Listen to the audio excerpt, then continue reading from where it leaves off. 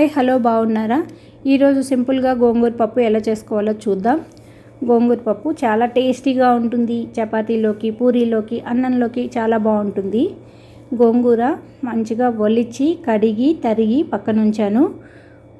ఉల్లిపాయలు అంటే తెల్ల ఉల్లిపాయలు, ఇవి తెల్ల ఉల్లిపాయలు ఒక 3-4 కట్ చేసి పెట్టుకున్నాను. పచ్చిమిర్చి, ఉడికిచ్చిన పప్పు. ఫస్ట్ బాండీ పెట్టాను, అంటే మందంగా ఉండే గిన్నె పెట్టాను అన్నమాట. కొంచెం ఆయిల్ వేసాను, ఇంకా యాజ్ యూజువల్ పోపు దినుసులన్నీ వేసాను. తర్వాత ఇంగువ మెయిన్ మస్ట్గా, మనకు ఏ పప్పు చేసినా పచ్చడి చేసినా ఇంగువ ఫ్లేవర్ అనేది చాలా బాగుంటుందన్నమాట. ఇంగువ వేసానన్నమాట. నెక్స్ట్ ఇప్పుడు మనం ఉల్లిపాయలు పచ్చిమిర్చి వేయించేసుకుందాం. కొంచెం మగ్గిన తర్వాత ఆకుకూర వేసుకుందాం.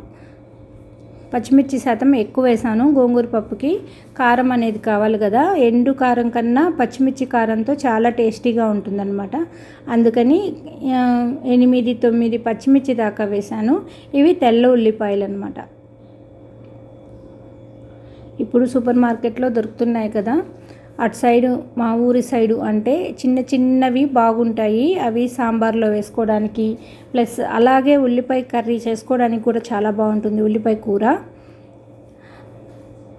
అటు సైడ్ ఎర్రగడ్డలు అంటారనమాట. ఎర్రగడ్డల కూర చేసుకోవడానికి చాలా బాగుంటుంది, చాలా టేస్టీగా ఉంటుంది. పూరీల్లోకి, చపాతీల్లోకి నంచుకోవడానికి ఈ ఉల్లిపాయ కర్రీ అనమాట.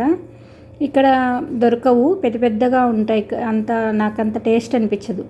కానీ బిగ్ బాస్కెట్లో ఉన్నాయి, తెప్పించాను. ఇప్పుడు చూసారా, నేను దీంట్లో ఉల్లిపాయలు పచ్చిమిర్చి వేసాను.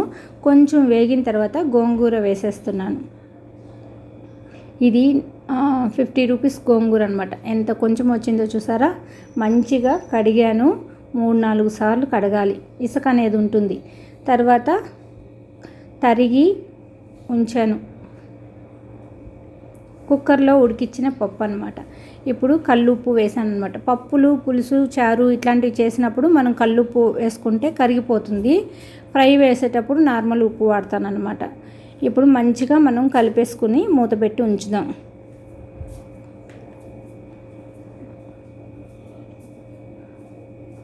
గోంగూరతో చాలా వెరైటీస్ చేసుకోవచ్చు. గోంగూర పప్పు, గోంగూర పుల్లగూర, గోంగూర రైస్, గోంగూర పచ్చడి, ఇట్లాంటివన్నీ ఏదైనా సరే. గోంగూర ఆకుకూరలన్నిట్లోకి రారాజు గోంగూర కాబట్టి గోంగూర ఫ్లేవర్ అనేది తగిలితే చాలా, గోంగూర అనేది చాలా బాగుంటుంది.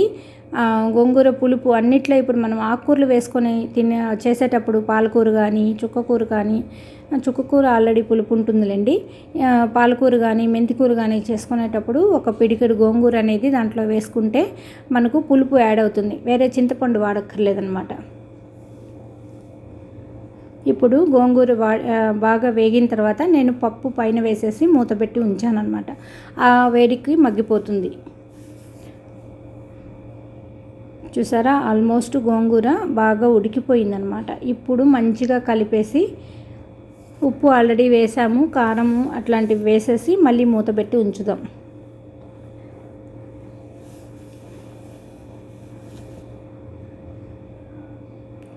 మనం తోటకూర, పుల్లగూర అట్లా చేసుకుంటాం కదా, మెంతి కూర పప్పు ఇట్లాంటివి చేసినప్పుడు చింతపండు అనేది చాలామంది యూస్ చేస్తారు. నేనైతే చింతపండు అనేది వాడను ఆకుకూర పప్పు చేసేటప్పుడు.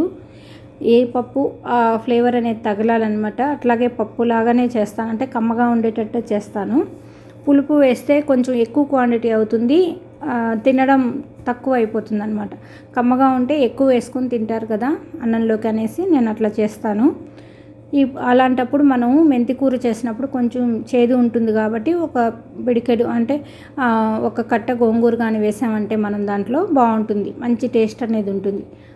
ఆకుకూరలు ఎక్కువగా, పప్పు తక్కువ వేసుకుంటే చాలా టేస్టీగా ఉంటుంది. మనం ఆకుకూర క్వాంటిటీ ఎక్కువ తిన్నట్టు ఉంటుందన్నమాట. మంచిగా కలిపేసాను, బాగా ఉడికిపోయింది ఆల్మోస్ట్. ఇప్పుడు నేను కారం వేస్తున్నాను, అంటే నేను సాంబార్ పొడి వేస్తున్నాను అనమాట.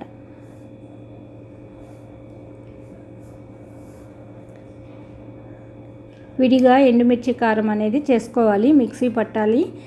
మిక్సీ చేసుకున్నాక నేను ఇట్లా ఇంకా ఎండుమిర్చి కారం వాడతాను. నేను మామూలుగానే అన్నిట్లో సాంబార్ కారం ఎందుకని యూస్ చేస్తానంటే మిర్చి కారం ఎక్కువ క్వాంటిటీ ఉంటుంది, మెంతులు జీలకర్ర ఈ ఫ్లేవర్ ఎక్కువ ఉంటుంది అని చెప్పి నేను ఆ పొడి వేస్తూ ఉంటాను.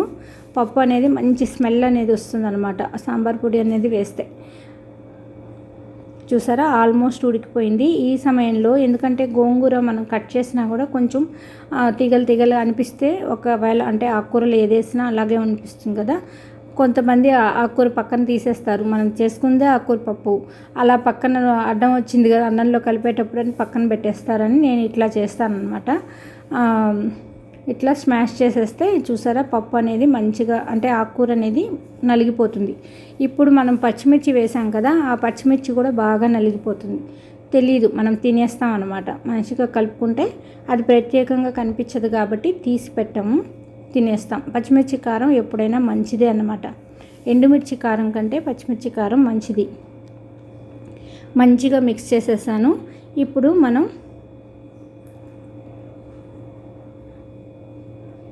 ఇంకొకసారి ఉడకనిచ్చి డిష్ అవుట్ చేసేసుకుందాం. ఆల్రెడీ మనం పోపు వేసేసాం కాబట్టి ఇంకా పోపు వేయక్కర్లేదు, డిష్ అవుట్ చేసేసుకుందాం. ఒక్కసారి మంచిగా ఉడికిచ్చేసి, ఎందుకంటే కొంచెం వాటర్ పోసాను కదా ఇప్పుడు నేను, అందుకని ఒక్క ఉడుకు రానిచ్చి ఇప్పుడు డిష్ అవుట్ చేసేసుకుందాం. చూసారా ఎంతో టేస్టీకరమైన ఆకుకూర పప్పు రెడీ అయిపోయింది. గోంగూర పప్పు సింపుల్గా చేసుకున్నాం కదా, ఇట్లా కూడా మీరందరూ ట్రై చేసి చూడండి, ఎలా వచ్చిందో కామెంట్లో చెప్పండి. ఈ వీడియో మీకు నచ్చినట్లయితే లైక్ చేయండి, షేర్ చేయండి, సబ్స్క్రైబ్ చేయండి. థ్యాంక్ యూ అండి. ఓకే అండి, బాయ్ అండి.